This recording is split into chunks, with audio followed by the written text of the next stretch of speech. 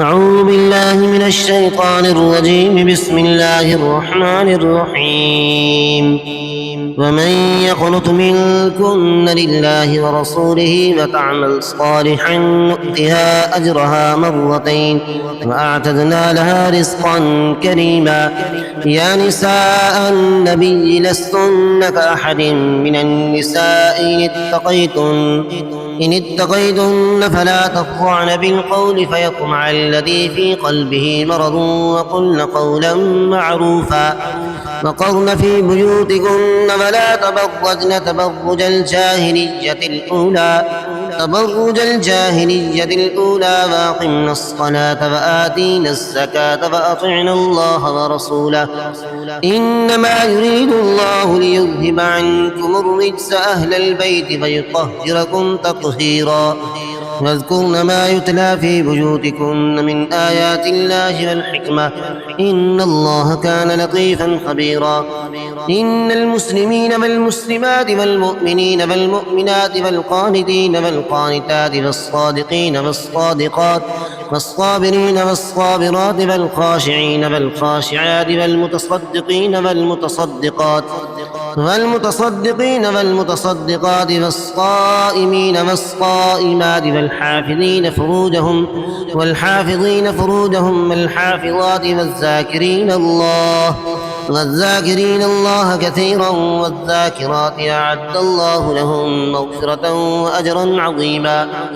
وما كان لمؤمن ولا مؤمنة إذا قضى الله ورسوله أمرا أن يكون لهم الخيرة من أمرهم ومن يعص الله ورسوله فقد ضل ضلالا مبينا.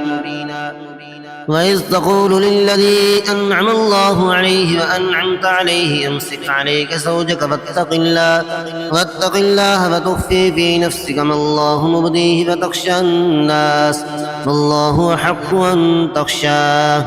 فلما قضى زيد منها وطرا زوجناكها لكي لا يكون على المؤمنين حرج في أزواج أدعيائهم إذا قضوا منهن وطرا فكان أمر الله مفعولا.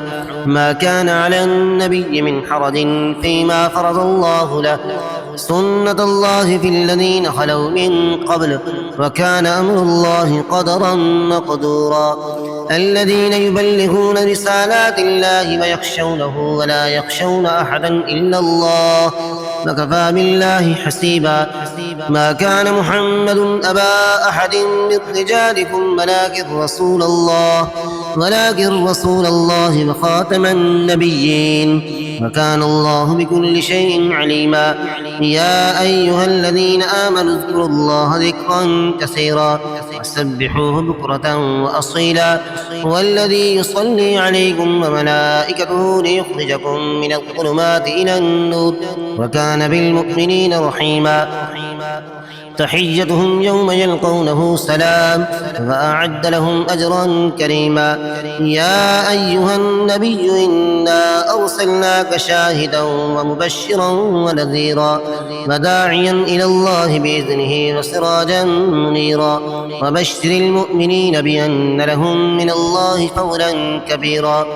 ولا تطع الكافرين والمنافقين ودع أذاهم وتوكل على الله كفى بالله وكيلا.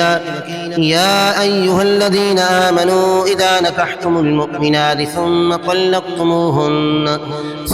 طلقتموهن من قبل أن تمسوهن فما لكم عليهن من عدة تعتدونها فمتعوهن وسرحوهن سراحا جميلا.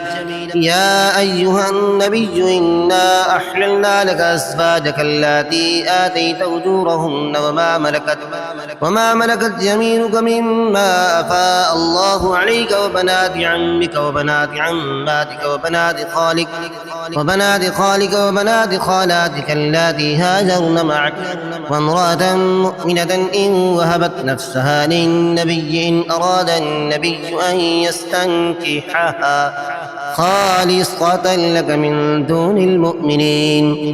قد علمنا ما فرضنا عليهم في أزواجهم وما ملكت أيمانهم لكي لا يكون عليك حرج، وكان الله غفورا رحيما.